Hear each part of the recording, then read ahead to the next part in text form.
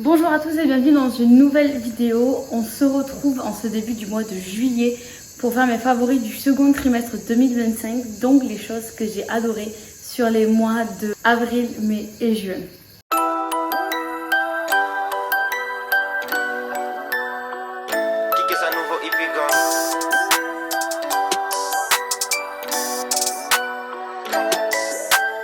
On va commencer par de la mode et c'est quelque chose que je vous ai déjà présenté dans des vlogs et dans une vidéo haul, mais je vais vous parler des boucles d'oreilles en forme de fleurs de ma collègue Karine, la box pour toi. J'ai celle-ci en forme de fleurs, je les aime beaucoup, mais c'est pas mes favorites. Ce sont les perles, j'aurais pu vous les montrer, je vous insérerai une image par là, avec les créoles dorées et la grosse fleur, soit rose, soit rouge, un peu marbrée, nacrée. Je les aime d'amour ces boucles d'oreilles. Je les trouve tellement belles, tellement délicates. Elles rajoutent une touche de couleur à une tenue toute simple. Par exemple, un jean, un t-shirt un peu basique, style marinière, quelque chose comme ça. Bam, ces boucles d'oreilles et de suite la tenue, elle prend un level au-dessus.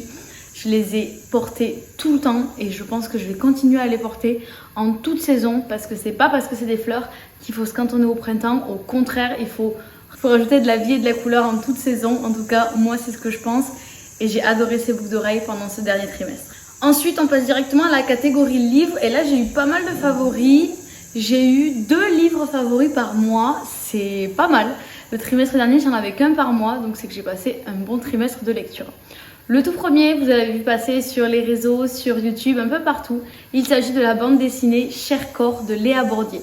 Cher Corps, qu'est-ce que c'est? C'est une bande dessinée où l'on parle de femmes par les femmes. C'est-à-dire que c'est plein de petites histoires féminines racontées par les femmes, tout simplement, et dessinées par d'autres femmes. Donc on retrouve là beaucoup d'illustratrices de bandes dessinées, notamment Matou, que j'aime beaucoup. Et entre autres, il y en a beaucoup d'autres, mais c'est la seule que j'ai vraiment retenu le nom. Après, je sais plus trop qui c'est qui et j'ai pas envie de vous dire des bêtises. Mais bref, c'est une bande dessinée que j'ai adorée, qui m'a marquée. Il y a des histoires qui sont plus touchantes que d'autres, qui sont plus difficiles à lire que d'autres. Mais c'est là toute la beauté de la chose, parce que dans la vraie vie, c'est pareil malheureusement. Il y a des femmes qui ont vécu des choses plus difficiles que d'autres. Et c'est pas prêt de s'arrêter. Donc voilà, j'ai eu un gros coup de cœur pour cette bande dessinée. Si vous avez l'occasion d'aller la lire, je vous la conseille fois 1000. Autre coup de cœur, ça a été La Datcha de Agnès Martin-Lugan. C'est un roman que j'ai vraiment adoré parce qu'il raconte une histoire de vie, parce qu'il raconte un parcours, qu'il raconte une évolution et je trouve ça exceptionnel. J'adore ce genre de roman, je crois que je le dis à chaque vidéo livre dans laquelle je parle de romans comme ceci. Mais c'est quelque chose qui est avéré maintenant dans mes lectures et La Datcha, j'ai adoré ce livre. Agnès Martin-Lugan, de toute manière, tout ce que j'ai lu pour l'instant d'elle, j'ai adoré. Et je pense que ça va continuer et c'est tant mieux parce que j'ai encore pas mal de choses à découvrir de cette autrice. J'ai ensuite dans mes prochains favoris un livre audio qui est une lecture qui m'a fait beaucoup de bien et qui m'a fait beaucoup rire. Il s'appelle Sortez-moi là de Agnès Dogatan. C'est un livre audio dans lequel on suit une jeune campagnarde qui perd sa maman et sa maman lui lègue une lettre où elle va devoir aller à la ville. Et donc on a vraiment le cliché de la campagnarde à la ville. Et c'est tellement rafraîchissant, c'est tellement drôle. J'ai passé mon livre audio avec le sourire aux lèvres tellement cette lecture m'a fait du bien. Elle est vraiment pas prise de tête, elle est hyper rafraîchissante et je vous la conseille fois 1000.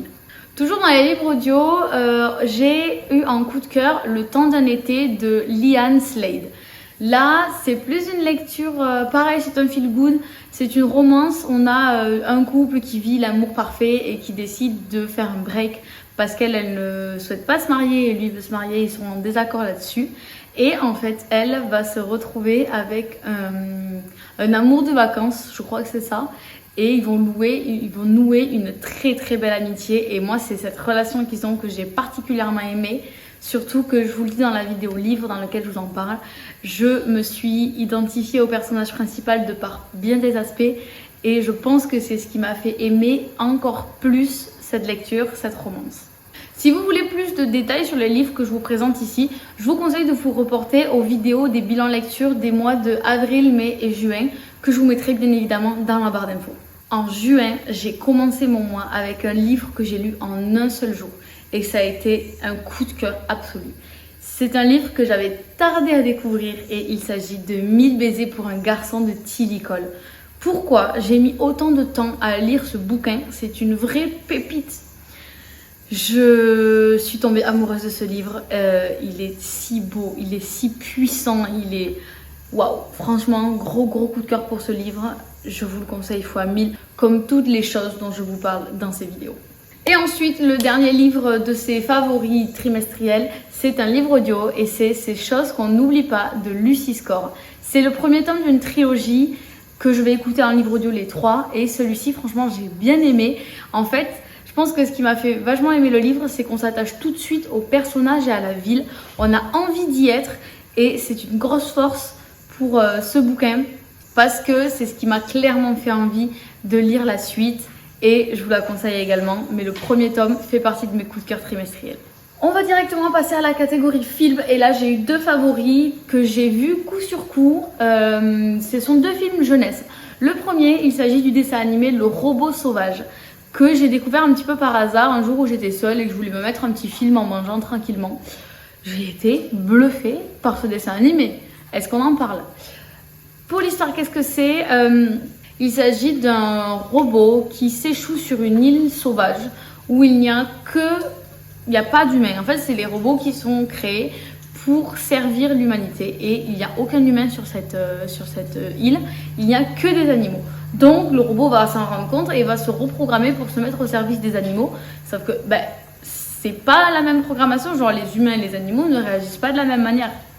Et donc, en fait, c'est une très belle histoire d'humilité. Je trouve que c'est une belle histoire de vie. Il nous remet un petit peu en cause sur les technologies parce que les technologies ne peuvent clairement pas tout régler sur cette planète, qu'on soit bien d'accord là-dessus. Et elles ne peuvent pas régir évidemment la nature. Donc ça, je pense que je ne vous l'apprends pas. Mais ouais, j'ai trouvé que c'était une belle histoire d'humilité. Franchement, je l'ai trouvé très beau. De par ses graphismes, de par son histoire, de par ses personnages, il vous apporte beaucoup de leçons de vie, même les plus basiques qui, je pense, doivent être rappelées de temps en temps. Et je vous conseille fois 1000 ce dessin animé qui m'a vraiment pris au tripes, je l'ai adoré fois 1000. Et le second, donc je vous l'ai dit, c'est aussi un film jeunesse. J'ai été voir au cinéma le film Lilo et Stitch. Et pareil, j'ai adoré. J'ai pleuré 3 fois pendant le film. Oui, messieurs, dames. Je voulais y aller en m'étant remis en tête le dessin animé que je n'ai pas vu depuis de très nombreuses années. J'ai pas pu le faire, mais franchement, je pense que c'est pas plus mal parce que j'ai eu vraiment toute la redécouverte de l'histoire. Je sais que c'est une très belle adaptation et que ça suit très fidèlement le dessin animé. Et tant mieux parce que quand ils font quelque chose comme ça, je pense que c'est l'essentiel de ne pas perdre vraiment l'essence même du dessin animé, de l'histoire de base. Et là, c'est réussi avec ce film. Il apporte beaucoup d'émotions. J'ai adoré, j'ai trouvé que le casting des acteurs était vraiment parfait. Ils ont vraiment fait un bon casting avec ce film. Et voilà, et franchement, si quelqu'un me dit viens, on retourne voir Lilo et Stitch au cinéma, go, on y retourne parce que j'ai trop aimé ce film en fait. Et enfin, la dernière catégorie de ces favoris, c'est la catégorie moment. J'ai calé un petit truc qui n'est pas vraiment un moment, mais qui a rythmé tout mon trimestre. Étant donné que c'était surtout les mois de printemps, c'est les fleurs. J'avais des fleurs partout chez moi ces 3 derniers mois. Là, avec la chaleur un peu moins, c'est parce qu'elles se fanent très vite. Et que je vois pas trop l'intérêt de vivre fermé, d'avoir un bouquet de fleurs chez soi. C'est une question de point de vue. Mais tous les 3 derniers mois, j'avais tout le temps des fleurs à la maison. Et ça me faisait beaucoup de bien. Je trouve que le printemps égale fleurs, ça vous allez pas me contredire. Même si, comme je vous l'ai dit tout à l'heure, amener des fleurs en toute saison, c'est génial. Mais là, franchement, j'ai adoré les fleurs, les variétés de fleurs qu'on trouve à cette époque de l'année. C'est génial. Et je vous conseille d'acheter des fleurs pour mettre chez vous. Vous verrez, ça égaye tout de suite une maison. Ensuite, pour ce qui est des vrais moments, il y a 2 week-ends au mois de juin qui ont été mes favoris. Si vous avez vu mes dernières vidéos, vous savez déjà de quoi il s'agit. Déjà, c'est le week-end en Dordogne qu'on a fait avec toute ma famille. C'était trop bien. On s'est loué un gros gîte à 12, on était 12. On s'est loué une grosse maison avec piscine et tout, un gros gîte. On a profité des apéros, des barbecues, des visites de châteaux, de la gabarre. Bref, c'était trop chouette. Un bon moment de déconnexion, vraiment pour profiter de la famille. On n'était qu'entre nous et ça nous a fait à tous beaucoup de bien. Et ensuite, le second week-end, et celui-ci est encore tout récent dans mon cœur, c'est les week-ends des Arséniques. J'ai été cette année encore pour la 3e année consécutive bénévole au Festival des Arséniques à l'Île-sur-Tarn pour la 22e édition. Et qu'est-ce que je me suis régalée pendant ce week-end. L'avantage d'être bénévole aux Arsenics, c'est que c'est vraiment un festival assez familial et j'adore l'ambiance qu'il y a. J'ai beaucoup aimé aussi la programmation de cette année. Le vendredi soir, il y avait Deluxe que je voulais vraiment voir et le samedi soir, Olivia Ruiz et Chinese Men. Gros coup de cœur aussi pour le concert d'Olivia Ruiz. Cette femme est exceptionnelle, je trouve qu'on n'en parle pas assez. Elle est aussi exceptionnelle dans ses textes, dans ce qu'elle fait, la personne qu'elle est sur scène et aussi j'ai lu les 2 romans qu'elle a écrits. Et là aussi, c'est des pépites. Foncez si vous ne connaissez pas les romans d'Olivia Ruiz, elle est exceptionnelle. Et donc voilà, j'ai pu suivre les concerts que j'avais envie de suivre. Je me suis fait une copine en bénévole. C'est vraiment l'occasion de rencontrer des gens qu'on ne rencontrerait pas en fait hors contexte. On est une espèce de grosse, j'allais dire petite bulle les bénévoles, mais on est plus de 150 par soir, donc même une grosse bulle. Et c'est une ambiance de folie, franchement. Je me suis vraiment régalée. Et si la prog est pas mal et si j'ai rien de prévu le même week-end l'année prochaine, vous pouvez être sûr et certain que je retournerai aux Arsenics parce que je suis vraiment trop fan de ce festival. Voilà, c'est tout pour cette vidéo. Il n'y avait pas grand chose, il n'y avait pas beaucoup de catégories ce trimestre-ci. C'est comme ça, c'est la vie. En attendant, je vais continuer de tester des choses pour vous en parler dans des futures vidéos. Je vous dis à dans 3 mois pour la prochaine vidéo favori. Et en attendant, à très vite.